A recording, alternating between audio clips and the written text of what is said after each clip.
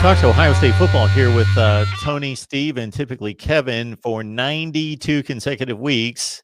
I'm guessing these guys have missed maybe one or two. Maybe. We're working on 2 years now with these guys, and they donate at least an hour. And by the time we have to message back and forth and figure things out, and they've got to prepare to jump on here, we ask for more than an hour out of them each and every week. So I hope that everybody out there realizes what we've got with Steve and Tony, and typically with Kevin as well. All right. So if Steele Chambers does move over to linebacker, he's going to be coached by Al Washington still. Some Tennessee fans wanted him there. And do we think that it was simply a decision, and maybe I'm asking a lot of speculation here as to whether Washington just measured the two jobs and liked where he was, or whether the pot was sweetened, whether that meant financially or in regards to added responsibilities? Steve? Is that possible? Yeah, I think when it all comes out in the wash, we're going to find out he got a major raise and probably promoted to co-defensive coordinator. I don't think today is the day when we're going to find that out, perhaps. But I think eventually that's going to come out in the wash, and I think that that's probably the right thing for Ohio State to do at this point. He seems like an integral person with this defense. The linebacker group is in great flux right now, and you need stability there. They are recruiting some outstanding players at that position.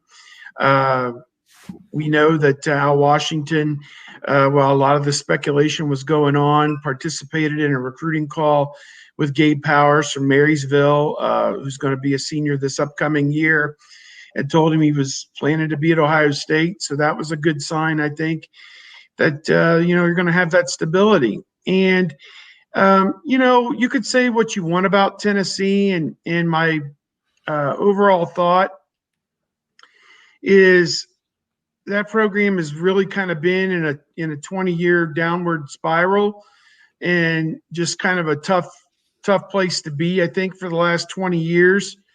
And when you have to play Georgia, Florida, and Alabama every year, man, that's really tough. And in recent years, it's been 3 automatic losses pretty much religiously. I would bet out of those in the last 15 years, 45 games, I would say that they've probably won less than 10 or 15 of those 45 games in the last 15 years against those 3 schools.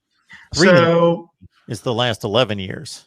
What's that? 3 in the last 30 is the last 11 years. 3 and 30 in the last 11. Yeah. So that'll give you an idea of the uphill battle that you have. I like our Tennessee publisher. He seems like a nice guy, but he got up there on Twitter and was like, it's a top 10 wins program all time, and it's this and it's that.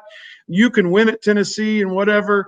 And I didn't mean it with any kind of malice at all. I said, buddy, I look at your recruiting rankings, and you're 25, 20, 15, 17, 20, last 5 years, average ranking 20. You're not going to beat Alabama with average ranking 20 class, when they're average ranking 1.5. You're just not going to beat them. And Georgia and Florida are average ranking 4 or 5 over the last 10, 15 years. You're not going to beat them until you get your average recruiting ranking to 7 or 8.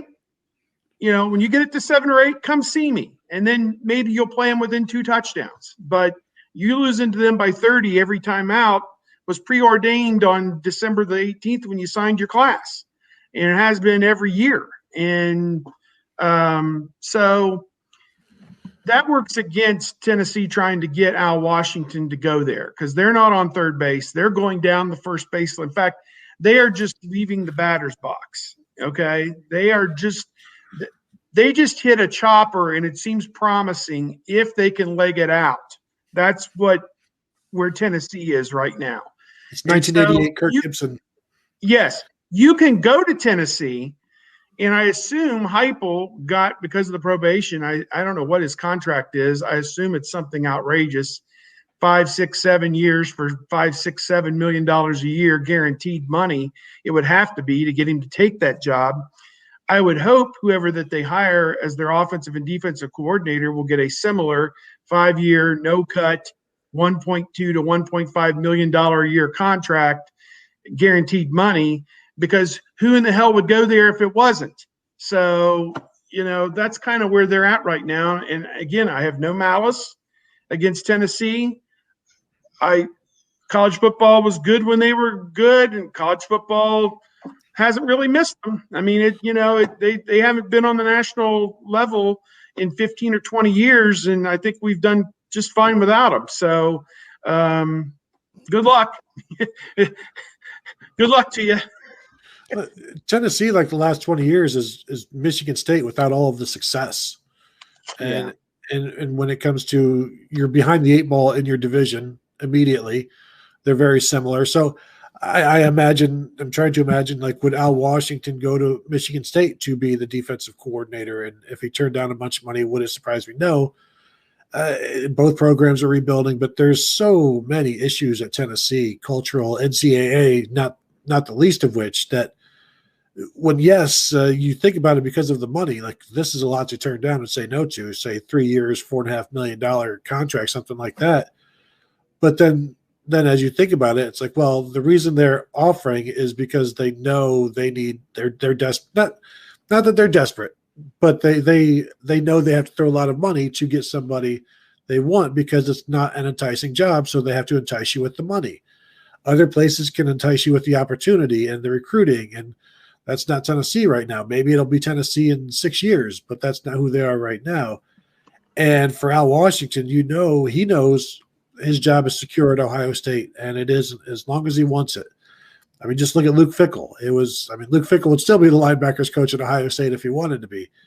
And so there is a place to grow and build, and then eventually go somewhere else and do something.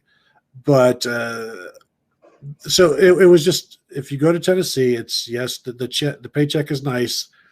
The recruiting, who knows what you can even do, how many you can bring in. You can't bring, who knows what kind of scholarship restrictions. And then what's the talent? Your best linebackers have left through the portal. What are you coming into as a defensive coordinator? There's a lot of reasons to go in terms of money. There are more reasons, I think, to stay, because a better job will come along next year. And I think that's the key for any kind of Ohio State assistant looking to move on. If it's Tennessee this year, maybe it's Georgia next year. And so if you want to go be a coordinator, and maybe it's Ohio State next year, somebody better than Tennessee will come along next year if Al Washington does a job well this year.